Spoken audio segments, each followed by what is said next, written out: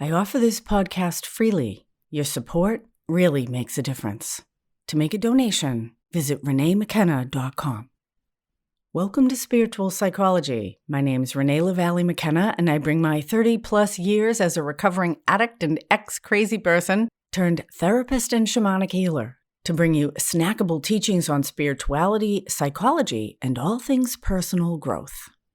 And today I want to talk about unconditional love.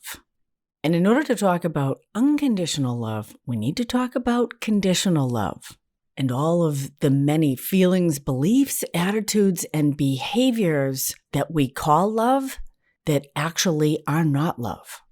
Words are powerful, and I actually think it's a tragedy that we just have this one word, love, for all the different ways that we can have desire and interest and connection with people, places, things, and life. And that oversimplification really, I think, causes a lot of problems. And there are 7 different words for love in Greek, each meaning a different thing. Eros is romantic or passionate love. Philia is intimate, authentic friendship. Ludus is playful, flirtatious love. Storge is familial love. Philautia is compassionate self-love. Pragma is committed companion love. And agape is empathic universal love. And if we think about the different relationships in our life where we might say, I love this, I love him, I love that, the quality of that connection is different in each of those relationships. So I love my dog differently than I love my neighborhood. Different still from how I love the color red, the deep connection I have with my best friend, the passionate love and adoration I have for my romantic partner. And the love we might have for nature, very different from the love we might have for a movie or a book. And because life is always pushing us to grow in depth and complexity, there's a difference in quality and even quantity in the love we might have for the different pets in our life, the different lovers that we've had, the different books we've read, or the different places in nature that we might frequent. These are each unique relationships. Now, when we love a place or a thing, an idea or piece of media, or even a pet, that appreciation, that connection, the positive feelings that our love for those places, ideas, or creatures might evoke is a one-way street for the most part. Now, certainly everything has a feedback loop. Pets generally react to us in a positive and predictable way, though I've certainly had some unpleasant pets in my life. And the car that I love can break down or be completely reliable. And certainly nature has infinite life force to offer us. But the love that we have for places, things, and ideas is pretty conditional. It either agrees with us or it doesn't. And generally, when we say we love something, it's because it gives us positive feelings. And there's not much challenge in that. And if we don't like a restaurant or a TV show, there's no commitment, and we could just as easily hate or dislike it because it didn't give us what we wanted, or meet our expectations, or make us feel good. And so a lot of what we call love is actually self-serving. We love it because of how it makes us feel. And this is where things start to get tricky, because there's cultural expectations of what and who we should love in our lives. And so we use the word love even if love is not what's being exchanged between us.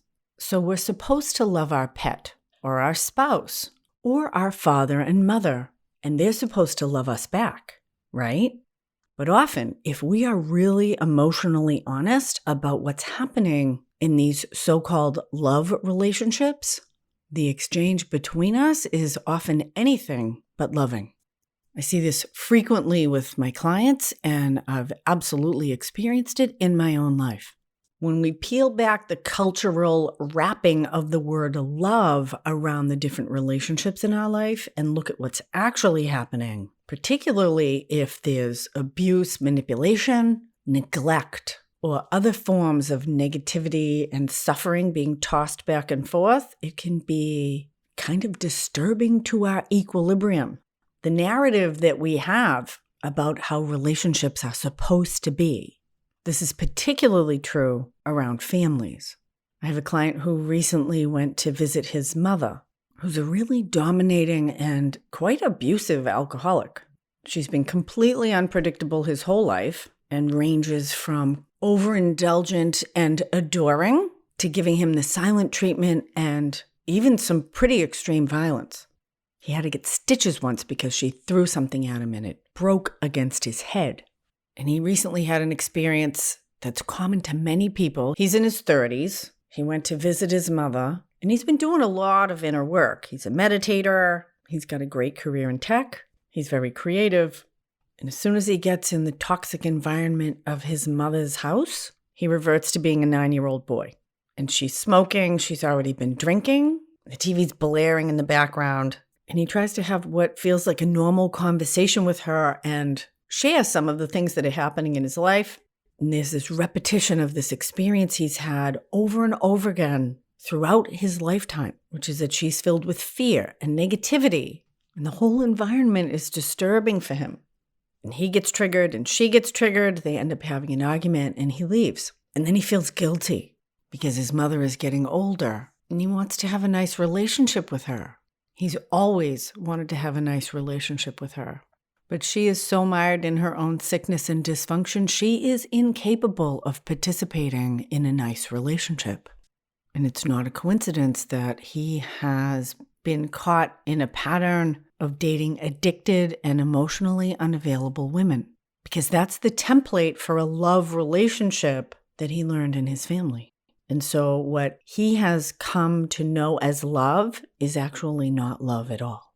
And it's extremely likely that this is the dynamic of loving relationship that his mother grew up with. In fact, I happen to know that she had a pretty crappy childhood, so it's not too much of a mystery that she wasn't able to create or pass on something that she didn't experience herself. And this really is one of the golden gifts of good therapy, personal growth work, and self-transformation, is that we do not have to be caught in the repetitive patterns of ourself, of our culture, or our families. That we can be free to create something new. But frequently, in order to create something new, particularly within ourselves, we need to let go of the old system, or at least get really honest about it. Otherwise, we're trying to build a brand new house on an old, rotten foundation. And so what is mature and soul-nourishing love? This idea, perhaps, of unconditional love. Love with no conditions. And the definition of love that has been most helpful to me is to extend one's self for another's spiritual growth. And from this perspective, love is an action, not a feeling. That unconditional love seeks to bring rather than to get. That mature love contemplates the highest good for the other and acts in service of that highest good, even at the giver's expense. Can I love someone enough to let them go, to tell them a difficult truth? Can I love them enough to not protect them from the natural consequences of their own bad behavior and give them the dignity of their own experience? And this is a very powerful principle in parenting, in family and friend relationships, and certainly with the partners and lovers in our life. Unconditional love wants what's best for the other person on a soul level without regard for itself. True unconditional love is an extremely elevated and high-quality emanation that most of us can only hope to touch upon, but it's an excellent goal to aim for. And when we try to love unconditionally, selflessly, truly with the evolution and highest good of the person or animal that is the object of our love, it is beneficial to us as well, because unconditional love calls everyone to grow. Unconditional love is like a black light on the fluorescent colors of our unhealed emotional wounding. It'll bring up my neediness, my attachment, my fear, my sense of inadequacy, my desire for control, manipulation, revenge. And if we're mindful and doing our own work, then trying to love unconditionally will show us exactly where we need to grow. And there's this wonderful element that comes out of the 12 steps about the principles of how we can grow and change. And the idea that how stands for honesty, open-mindedness, and willingness. And those are excellent principles to grow in unconditional love. both for ourselves and with others. Because unlike the love of places and things, the love of people is challenging because there's a feedback loop.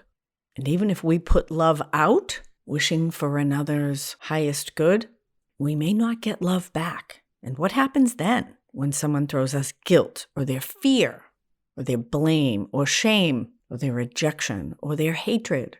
And can we be honest? And the sister of honesty is acceptance. Can we accept where this person is? And we have all these really powerful pronouns like mother, father, sister, husband, wife, daughter.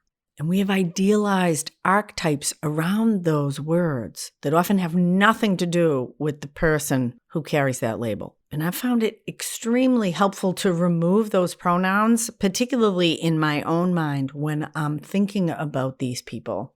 This can be invaluable when dealing with parents, simply by calling them by their given name in our own head when we refer to them. Because this idealized image of mother and how she should be may have absolutely nothing to do with the person we call mom. And so for me, when I got honest about what Fran was capable of, I also had to be honest about what she was not capable of. Even though the agreement between us up to that point was that we would both pretend that that's what was happening between us, but it wasn't what was happening at all. She was a very sick, self-centered, and manipulative person. And I kept going to an empty well, hoping to get water. And then I'd be enraged when the well was dry. But she was a dry well. I had to get honest about that. Because then I could accept her and offer her unconditional love for the person that she was. I could have appropriate expectations from her, which were very low. And I could actually get my cup filled by going to other wells that had water. Because the universe is infinitely generative and creative and wants to fill our needs. But we got to go where the water is if it's thirsty. We can rage at the empty well all we want. It will not fill with water. In fact, it may fill with poison, as in the case of my client. It was a very hard session for him when we confronted the idea of love between him and his mother. He felt really guilty with the idea that she might not be loving. But when we can rename what's actually happening and be honest about it, then again, we can be open to grow in unconditional love and our ability to receive it from places where it actually exists. So I encourage you to look at the templates in your own life of what you call love.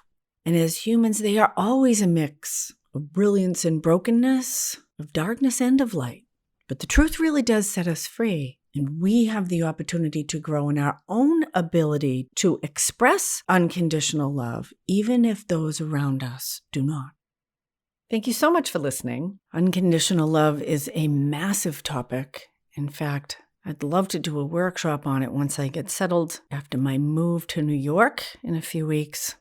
I have plans to do a lot more live, free, interactive workshops and some longer, more in-depth paid workshops coming this fall. We're launching our 2-part open-door digital course on Intro to Shamanism, Upper World and Lower World. I've created a really easily accessible step-by-step process to get a solid foundation in the power and mystery of the shamanic journey. Provides a really solid foundation for a journey practice on your own or a lot of the deeper work that you could do with me. Shamanism offers a doorway into the infinite metaphysical realms that have only our highest good in mind.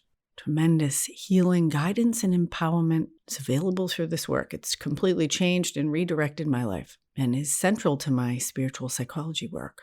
So I hope you'll give yourself the gift of shamanism, empowerment, and healing through this awesome 2-part digital course. There's a link in the show notes.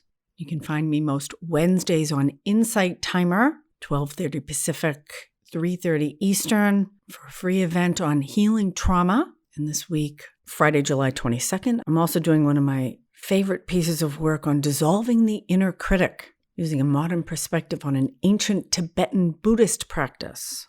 If you like this podcast, consider sharing with a friend, dropping 5 stars in Spotify, or a good review on iTunes.